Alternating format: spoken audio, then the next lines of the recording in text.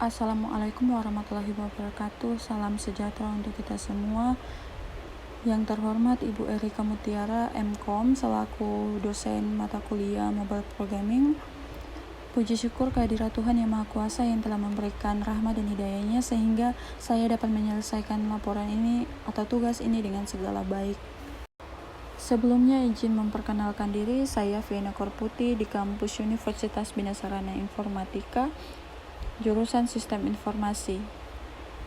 Untuk video ini saya akan mempresentasikan hasil kerja saya dan proyek yang saya buat ini diberi judul Data Produk dari Toko Kidiland yang dirancang menggunakan aplikasi. Maksudnya ialah saya menggunakan sebuah aplikasi mobile untuk mendata produk atau barang-barang di toko Kidiland tersebut.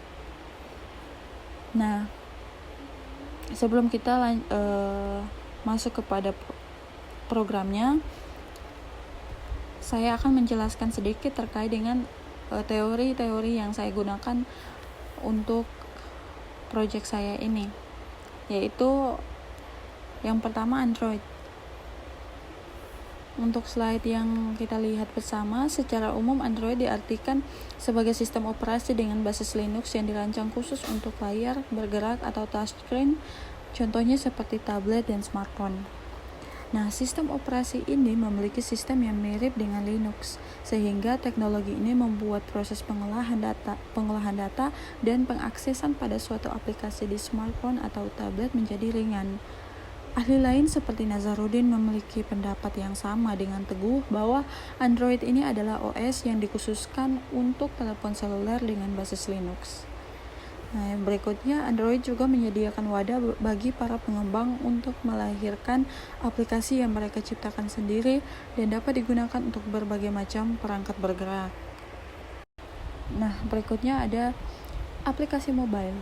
Nah, mobile diartikan sebagai perpindahan yang mudah dari suatu tempat ke tempat yang lain. Misalnya telepon mobile berarti bahwa terminal telepon yang dapat berpindah dengan mudah dari suatu tempat ke tempat lain tanpa terjadi pemutusan atau terputusnya komunikasi. Aplikasi mobile ini dapat diakses melalui perangkat nirkabel, PDA, telepon seluler, smartphone, dan perangkat sejenisnya. Berikutnya ada Flutter. Nah, melansir dari Alexsoft, Flutter adalah teknologi open source dari Google yang bisa digunakan untuk membuat aplikasi Android dan iOS. Ada kelebihan dan kekurangan dari Flutter nih. Nah, yaitu kelebihannya penulis kode yang lebih cepat, satu kode untuk dua platform sekaligus, tampilan desain yang sangat bagus, mudah dipelajari dan digunakan. Nah, kekurangannya ialah ukuran file yang besar, library masih belum terlalu lengkap, komunitas yang masih berkembang. Berikutnya VS Code. Nah, VS Code ini kepanjangannya Visual Studio Code. Menurut Wikipedia, pengertian VS Code adalah perangkat lunak penyunting kode, sumber buatan Microsoft untuk Linux, Mac OS, dan Windows. Kita juga harus tahu bahwa Visual Studio Code ini menyediakan fitur seperti penyurutan sintaksis, penyelesaian kode, kutipan kode, merefaktor kode, pengawakutuan, dan Git. Microsoft merilis sumber kode Visual Studio Code di repositori GitHub dengan lisensi MIT. Nah, sedangkan Biner yang dibangun oleh Microsoft tidak dirilis dengan lisensi MIT dan merupakan perangkat lunak berpemilik. Mengapa program ini dibuat untuk Toko Kidiland? Kita harus tahu pembuatan program ini menggunakan Flutter. Oleh karena itu, program ini dibuat untuk mempermudah pendataan produk yang masuk pada Toko Kidiland tersebut. Karena sebelumnya Toko Kidiland ini melakukan pendataan produk secara manual yang memerlukan waktu yang cukup banyak atau lama. Nah, selain program ini dibuat untuk mempermudah pendataan produk, program ini juga dibuat untuk memberikan dan membantu mengefisiensikan waktu dalam pendataan produk Toko Kidiland. Nah, dalam program ini terdapat list produk toko Kidiland. Nah, selain itu, pada program ini pemilik toko dapat menginput data-data produk seperti nama produk, harga produk, kode, dan apa saja yang dibutuhkan oleh pemilik toko.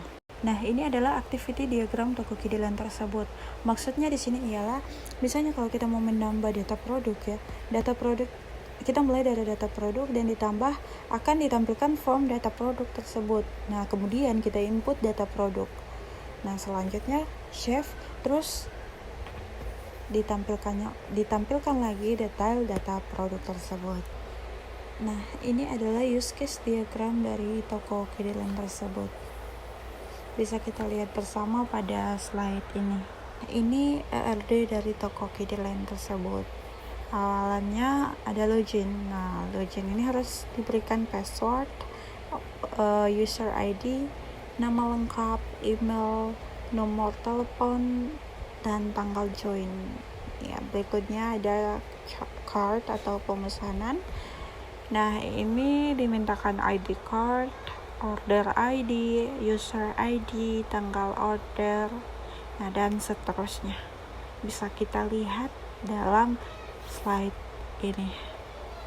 Nah, ini adalah tampilan dari aplikasi Android yang dibuat. Ini tampilan awalnya. Tampilan awalnya ini ada daftar produknya. Ada daftar produknya beserta harganya. Nah, sebelum kita buat ini ada kode-kode program yang harus kita buat di MindDart. Nah, yang berikutnya input data. Nah, input data ini kita masukkan kode produknya, nama produk, kategori produk, harga produk, dan tanggal masuk produk. Kemudian kita simpan data produk dan muncul detail datanya seperti ini. Detail data produk. Ada kode produk, nama produk, kategori, harga, tanggal masuk. Ini adalah detail data produk. Ada kesimpulan yang saya tarik dari proyek yang saya buat, yaitu dapat disimpulkan bahwa pada zaman modern seperti sekarang ini, kehidupan kita tidak lepas dari yang namanya mobile. Hampir seluruh kegiatan kita dikerjakan melalui mobile. Mulai dari urusan makan, transportasi, sampai pekerjaan kantor bisa dilakukan melalui mobile. Perkembangan teknologi komunikasi sangat pesat dan cepat. Banyak instansi perusahaan dan pebisnis yang membuat sistem pelayanan secara online berbasis Android karena dapat mempermudah pengoperasian di mana dan kapan saja karena dapat diakses pada smartphone. Nah, adapun saran untuk yang mau membuat atau sedang melaksanakan usahanya, yaitu agar memberikan pelayanan yang terbaik kepada pelanggan, karena kepuasan pelanggan itu hal yang pertama.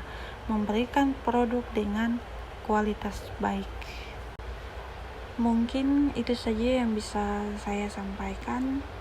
Kurang lebihnya saya mohon maaf. Atas perhatiannya saya ucapkan terima kasih.